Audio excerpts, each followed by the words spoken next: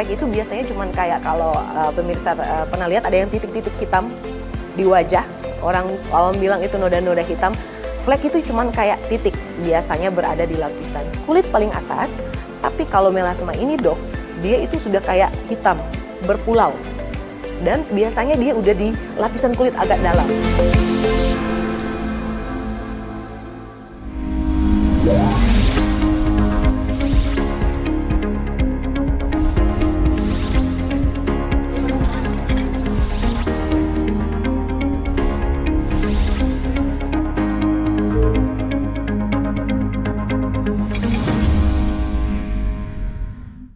Salam sehat Indonesia. Berjumpa lagi di program kesayangan kita yaitu Hidup Sehat bersama Dr. Ekles.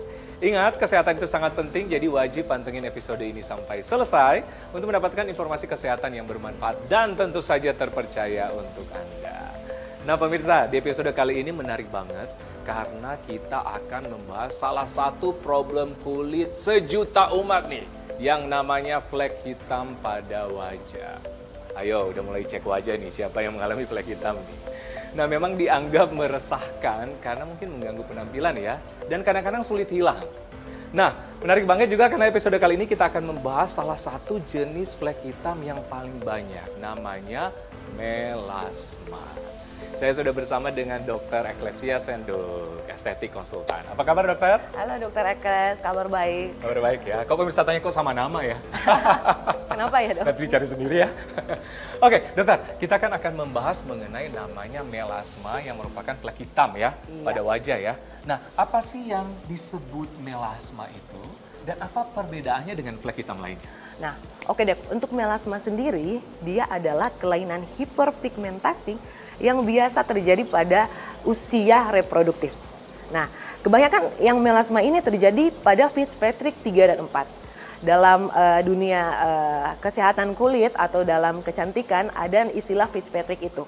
Jadi ada yang tipe 1, tipe 2, tipe 3, tipe 4. Kalau misalnya tipe 1 dan tipe 2 itu biasanya orang-orang Eropa. Nah, tapi kalau 3 dan 4 biasanya itu orang Asia. Perbedaan melasma dan flek. Dokter tanya tadi perbedaan melasma dan flek. Nah, flek itu biasanya cuman kayak kalau pemirsa pernah lihat ada yang titik-titik hitam di wajah. Orang awam bilang itu noda-noda hitam. Flek itu cuman kayak titik, biasanya berada di lapisan kulit paling atas. Tapi kalau melasma ini dok, dia itu sudah kayak hitam, berpulau. Dan biasanya dia udah di lapisan kulit agak dalam. Seperti itu dok. Oke, nah itu mungkin yang membedakan melasma dengan flek hitam lainnya ya. Nah, dokter, ini mungkin pemirsa bertanya-tanya, apa sih pemicu dari melasma ini? Ada faktor-faktor apa sih? Oke, jadi penyebab dari melasma dok, ada faktor dari luarnya, ada faktor dari dalamnya. Kalau faktor dari dalam itu adalah keturunan, ada juga hormonal. Kalau faktor dari luar adalah, ya kita tahu bersama ya dok, keturunan matahari. Dari luar itu penyebab pertama adalah matahari. Terus ada juga karena penuaan, faktor aging yang bisa menyebabkan timbulnya hitam itu dok. Iya benar-benar. Dan apalagi kita ini di bawah sinar matahari dan apalagi Indonesia beriklim tropis ya. Iya betul banget, makanya ada pertanyaan begini dok. Kenapa orang kulit gelap lebih banyak kan timbul yang hitam-hitam daripada orang yang kulit putih atau orang-orang Eropa? Ya karena sel pigmen orang Indonesia itu masuk dalam Fitzpatrick 3 dan 4. Makanya ada banyak sel pigmennya. Paling banyak makanya orang Asia timbul melasma daripada orang Eropa. Orang Eropa. Berarti memang matahari memang berpengaruh ya, penting ya terhadap terjadinya melasma ya. Pengaruh banget. Pengaruh banget. Apalagi kita di Indonesia iklim tropis ya. Betul banget. Oke, nah terus adakah faktor lain nggak seperti usia dok? Nah, memang seperti yang saya jelaskan tadi, penyebab dari melasma ini ada di orang-orang yang usia reproduktif. Sekarang itu karena mungkin perkembangan zaman dulu orang yang timbul melasma itu biasanya di umur-umuran 40 ke atas dok baru timbul yang namanya noda-noda hitam. Sekarang karena perkembangan zaman mungkin karena matahari sudah ada 10, makanan-makanan yang kurang sehat, di umur-umur usia 20-an tahun sudah ada yang timbul melasma, dok. Oke. Jadi memang faktor usia juga, usia reproduktif. Kalau dulu memang pada usia lanjut, sekarang 20-an juga udah ada kasus-kasus seperti melasma ya dokter ya? Karena pengaruh hormonal juga dok. Biasanya kan orang kalau kita tahu ini generasi apa ya? Generasi Z ya. biasanya kalau generasi milenial sekarang mereka pola tidur kurang teratur, itu bisa berpengaruh juga di hormon. Dok, cara makannya juga, lifestyle-nya juga yang tidak baik ya. Otomatis bisa mempengaruhi timbulnya juga yang melasma ini, Dok. Flek hitam ya, melasma hitam. ya. Benar banget. Nah, ini nih, tadi kan ada faktor matahari berpengaruh, tadi ada faktor usia juga, sekarang bahkan 20-an sudah ada kasus-kasus melasma. Nah, ini fakta atau mitos nggak? Pada wanita hamil bisa timbul melasma. Dan pada waktu melahirkan, dia hilang sendiri. Ini fakta atau mitos? Itu bisa fakta, Dok. Karena pada ibu hamil, hormonnya itu meningkat. Makanya bisa timbul melasma. Atau sebagian orang ada yang berjerawat, Dok. Tapi biasanya setelah dia melahirkan, ya hormon udah mulai netral nih. Biasanya dia bisa hilang sendiri atau ada yang memerlukan keterusan, tapi ada juga yang membutuhkan intervensi, Dok. Seperti misalnya penggunaan produk untuk pengobatan melasmanya atau ke klinik kecantikan untuk treatment. Oke. Ini nih pertanyaan menarik nih, apalagi pemirsa pengen tahu nih, apa sih kerugiannya jika melasma dibiarkan? Otomatis penampilan ya, Dok ya? Iya dong, Dok, nggak pede nanti. Bagaimana kalau misalnya kita jalan ke mall atau kemana terus ada hitam-hitamnya, nggak pede, pasti harus ditumpuk dong. Ya. Oke, dokter, kalau misalnya kita tidak merawat melasma sejak dini, itu akan rugi di kita. Kenapa? Dengan melasma aja dia cuman kayak kecil banget, itu sudah berproses banget kalau kita hilangkan, Dok. Apalagi kalau kita hanya dibiarkan begitu saja, nanti bisa-bisa dia jadi seluruh wajah. Masih pede kah seorang wanita, seorang perempuan kemana-mana dengan ada noda hitam di wajahnya? Ya, bukan cuma wanita, kayaknya pria juga deh. Ya. Nah, pemirsa, segera periksa wajah Anda ada flek hitam nggak, apalagi melasma, sesuai dengan ciri-ciri yang sudah kita bicarakan tadi. Pentingnya untuk dirawat sedini mungkin, ataupun kalau Anda yang sudah menderita atau sudah mengalami melasma, segera diobati ya, Dokter ya? Iya, betul banget. Iya, Dok, berhubungan kita berbicara soal melasma, saya kebetulan ada pasien nih. Saya ada pasien yang kebetulan dia dengan problem melasma. Ada mau tindakan dengan saya? Yuk, Dok. Boleh kita boleh lihat ya? dong. Oke.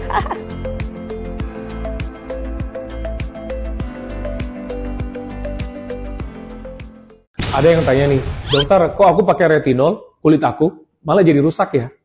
Nah, simak penjelasan ini.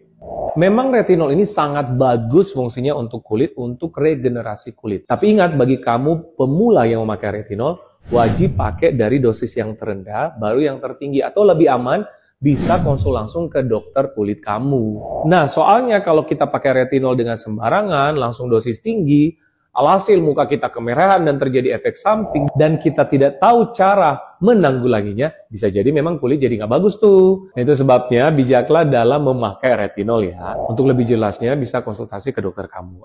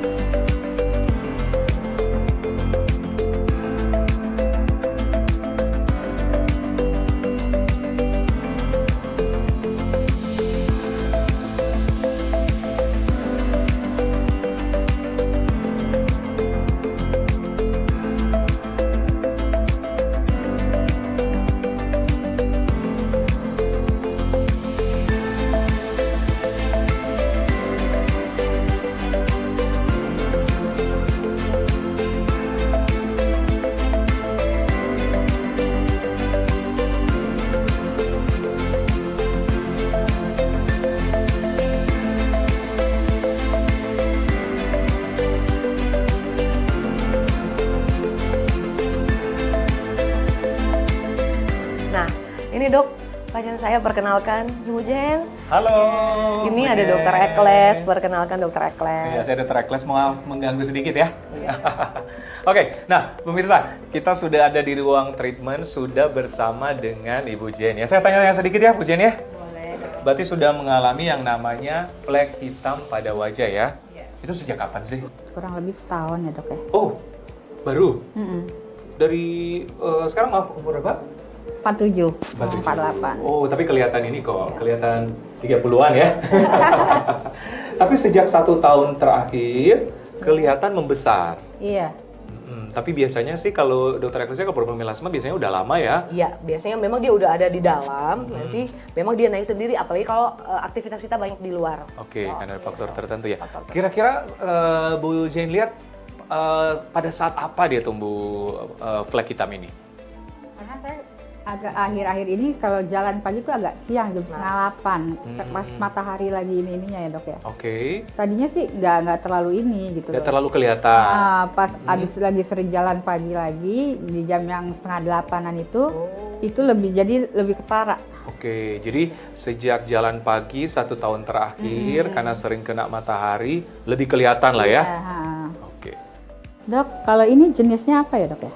Iya, sesuai dengan dokter Eklesia udah periksa ya? Iya. Saya udah jelaskan ke ibu, memang ada beberapa tipe noda hitam yang ada di wajah. Salah satunya yang ibu punya adalah melasma. Karena udah agak kayak berpulau-pulau seperti ini dok, nih banyak banget. Oke, jadi ini adalah tipe melasma. Udah tahu nggak tipe melasma Bu? Belum ya? Oke, nanti di searchingnya. Tapi memang flek itu ya dokter Eklesia ya ada beberapa tipe, ada melasma, ada yang titik-titik itu kayak freckles. Nah ini tipe yang melasma gitu. Ini bisa membesar atau Memang gimana Ya, dok? karena kalau misalnya ibu kan bilang tadi apa lari pagi ya? Iya. Nah kalau nggak pakai sunscreen nggak? kadang-kadang Nah, harus pakai sunscreen. Karena penyebab utama timbulnya hitam-hitam ini yaitu karena sinar matahari, paparan sinar matahari. Kalau ibu lari pagi tidak pakai sunscreen ya tambah banyak, tambah besar. Seperti itu. Ya, bisa jadi sembuh dok. bisa besar dan bisa lebih dalam karena lebih Iya. dalam lebih butuh proses. Gitu. Biasanya pengobatannya berapa lama dok? Biar bisa menipis atau hilang? Ya, Untuk pengobatannya sendiri ya tergantung. Setiap orang memang berbeda-beda Bu.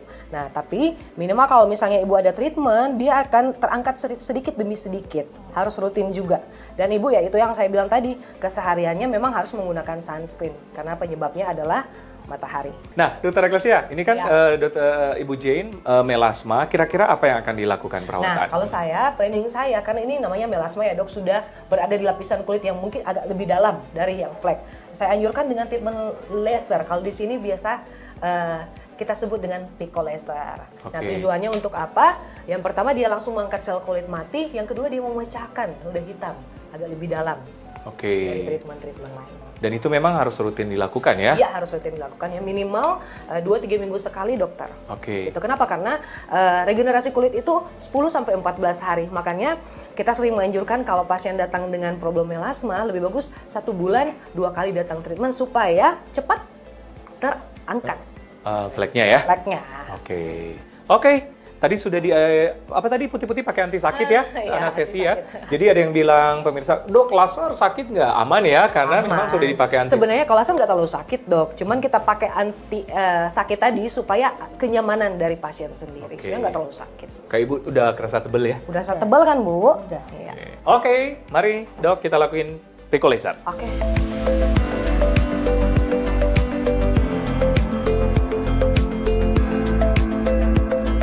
Oke, kita mulai ya. Jadi saat ini kita akan melakukan tindakan pico laser ya Bu. Nanti memang akan ada kayak rasa panas-panas sedikit. Oke, jadi saya mulai ya.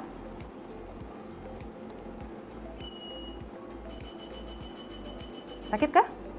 Nggak kerasa kan Nggak Bu kerasa ya? Aman ya?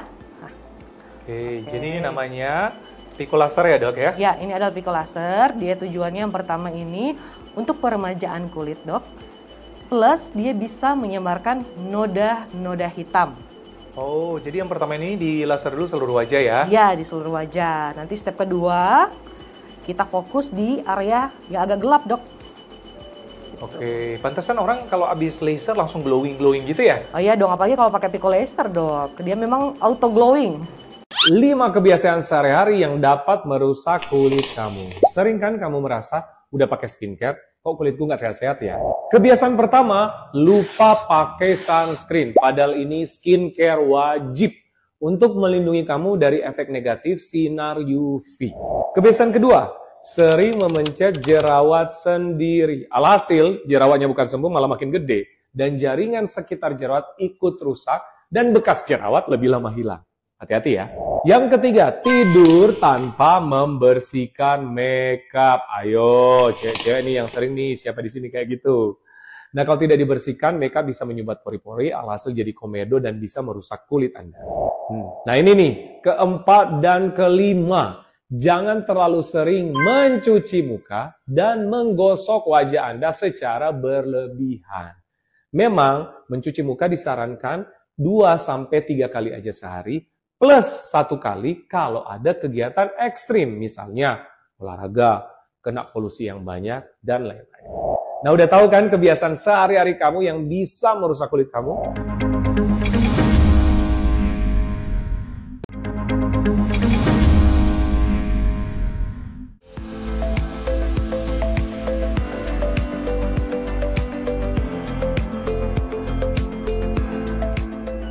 Dok, setelah melakukan Rico Laser ini, apa yang harus kita lakukan biar dia tidak tumbuh lagi?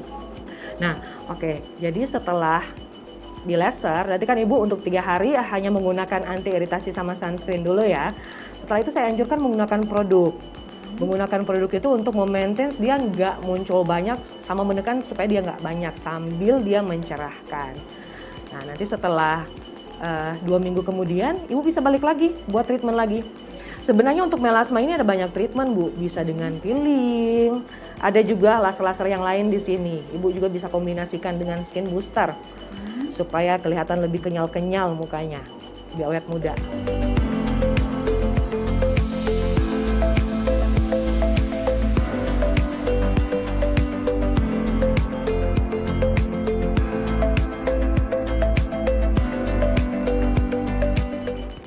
Nggak sakit kan ya? Aman kan? Ya. Oke. Setelah laser begini boleh pakai makeup atau gimana nggak, Dok? Nah, untuk makeupan sendiri, emang Ibu ada acara setelah ini? Disarankan kalau memang tidak ada acara, dalam 3 hari setelah treatment ini, Ibu menggunakan sunscreen dan anti merah dulu. Kalau memang nggak ada acara ya. 3 hari, nanti setelah itu hari keempat udah bisa pakai sama skincare. Ibu pakai skincare kah? Aku pakai. Setelah treatment ini 3 hari hanya menggunakan anti iritasi sama sunscreen di pagi hari, malamnya hanya anti iritasi saja. Oke Ibu, ini sudah selesai ya treatmentnya. Jangan lupa yang saya bilang tadi, untuk 3 hari setelah treatment ini Ibu menggunakan sunscreen pada pagi hari sama anti iritasi dulu, setelah itu baru sunscreen. Malam harinya cuci muka, hanya pakai anti iritasinya saja. Nanti hari keempat baru Ibu menggunakan produk yang saya anjurkan. Produk-produk apa saja yang saya anjurkan ke Ibu? Yang pastinya ada facial wash-nya ya, ada facial wash, ada toner, ada sunscreen-nya, ada serum, krim siang, dan krim malam. Oke, sudah selesai. Nah, Dok, memang untuk melasma sendiri dia ada beberapa plan untuk treatment. Ya. Beberapa treatment untuk mengatasi melasma ini kalau di klinik sini ya. Beberapa pilihan gitu ya? Iya, ada banyak pilihan sebenarnya, bukan hanya beberapa, sorry. Nah, yang pertama kita bisa peeling, bisa dengan peeling, atasi dengan peeling. Ada juga laser, seperti yang saya lakukan tadi adalah apico laser, ada juga 3-layer laser, dan ada juga laser fraksional, 3D laser, banyak banget Dok kalau di sini. Nah, jadi selain treatment laser, kita bisa kombinasi treatment untuk problem melasma ini dengan cara apa? Ada namanya juga biocell therapy. Biocell therapy terus bisa kita kombinasikan juga dengan skin booster. Supaya kita rangsang supaya kolagen. Nah, seiring bertambahnya usia, produksi kolagen kan agak berkurang ya Dok. Seiring bertambah usia, produksi kolagen agak berkurang, makanya bisa kita kombinasikan dengan penggunaan skin booster untuk Ibu Jen.